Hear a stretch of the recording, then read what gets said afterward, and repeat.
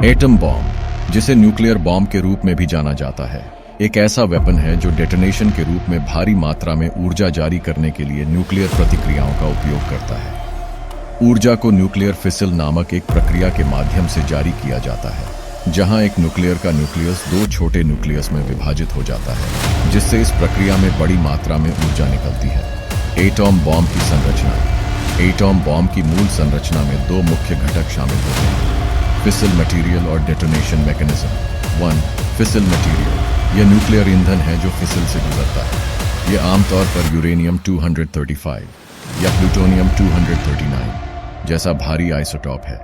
फिसल मटेरियल को इस तरह से व्यवस्थित किया जाता है कि एक महत्वपूर्ण द्रव्यमान प्राप्त किया जा सके, जो न्यूक्लियर चेन प्रतिक्रिया को बनाए रखने के लिए आवश्यक न्यूनतम मात्रा है। 2. Detonation mechanism. यह वह उपकरण है जो न्यूक्लियर चेन रिएक्शन शुरू करता है। बंदूक प्रकार के डिजाइन में हिरोशिमा पर गिराए गए लिटिल बॉय बम की तरह सुपर क्रिटिकल द्रव्यमान प्राप्त करने के लिए यूरेनियम -235 के एक उप महत्वपूर्ण टुकड़े को दूसरे उप महत्वपूर्ण द्रव्यमान में दागा जाता है। विस्फोट प्रकार के डिजाइन में नागासाकी पर गिराए गए फैटमैन बम की तरह प्लूटोनियम 239 का एक उप महत्वपूर्ण क्षेत्र पारंपरिक विस्फोटकों से घिरा हुआ है। जब इन विस्फोटकों में डेटोनेशन किया जाता है तो वे प्लूटोनियम को एक सुपर क्रिटिकल द्रव्यमान में दबा देते हैं। पहले एटम बॉम्ब में ओपेनहाइमर का योगदान। जे रॉबर्ट ओपेनहाइमर को अक्सर मैनहट्टन प्रोजेक्ट में उनकी भूमिका के लिए एटम बॉम्ब का जनक कहा जाता है। द्वितीय विश्व युद्ध की परियोजना, जिसने पहले न्यूक्लियर वेपन विकसित किए थे, वह परियोजना के वैज्ञानिक निदेशक थे और न्यू मैक्सिको में लॉस एलामोस लैबोरेटरी में परियोजना पर काम करने के लिए भौतिकी में सर्वश्रेष्ठ दिमागों को इकट्ठा करने के लिए जिम्मेदार थे। एटम बॉम्ब के सफल विकास में उनका नेतृत्व और वैज्ञानिक विशेषज्ञता महत्वपूर्ण थी। ओपेनहाइमर के जीवन में गीता की भूमिका। ओपेनहाइमर भौतिकी, दर्शन और पूर्वी और पश्चिमी साहित्य सहित कई विषयों के विद्वान थे। उन्होंने संस्कृत सीखी और हिंदू धर्म ग्रंथ भगवद गीता को मूल भाषा में पढ़ा। गीता का उन पर गहरा प्रभाव पड़ा। जब उन्होंने जुलाई 1945 में एटम बॉम्ब का पहला सफल परीक्षण, ट्रिनिटी परीक्षण देखा, तो उन्होंने भगवद गीता की एक प्रसिद्ध पंक्ति को याद किया: अब मैं मृत्यु बन गया हूं, दुनिया का विनाशक। यह उद्धरण उस नैतिक और दार्शनिक संघर्ष को दर्शाता है जिसे उन्होंने उस वेपन की विनाशकारी शक्ति के बारे में महसूस किया था, जिसे बनाने में उन्होंने मदद की थी। गीता की शिक्षाएं जीवन भर न्यूक्लियर वेपन्स के नैतिक प्रभावों के बारे में उनके विचारों और भावनाओं को प्रभावित करती रहीं। Cillian Murphy as Oppenheimer. 1. Cillian Murphy is an actor who portrayed J. Robert Oppenheimer in a film. 2. He played the role of Oppenheimer, the physicist who led the Manhattan Project. 3. Murphy's portrayal aimed to depict Oppenheimer's scientific brilliance and the moral dilemmas he faced during the development of the atomic bomb. 4.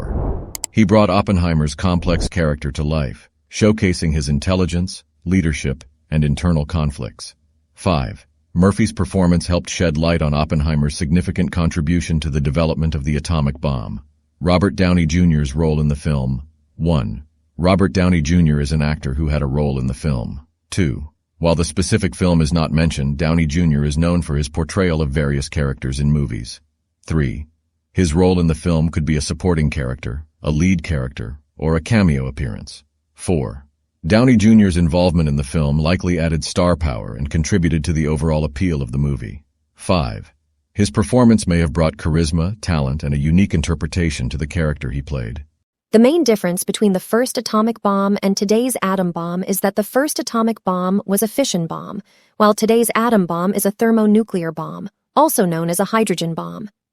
Here are some key differences between the two types of bombs. Atomic bomb uses a fission process to split the nuclei of heavy elements, such as uranium or plutonium. Releases a large amount of energy in the form of an explosion. The energy released is primarily from the fission process. Thermonuclear bomb uses a fission process to ignite a fusion reaction in a secondary stage. Releases a much larger amount of energy than an atomic bomb.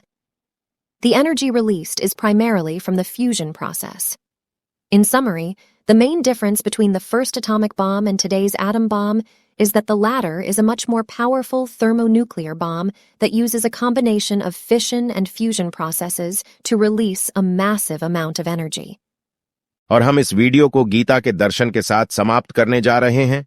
Gita का दर्शन जीवन के हर पहलू को समझने का मार्गदर्शन करता है।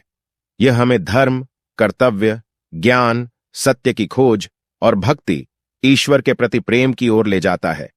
गीता कहती है कि हमें अपने कर्मों को बिना फल की चिंता किए करना चाहिए। यह हमें आत्मा की अमरता, योग और समता की भावना के महत्व को समझाती है।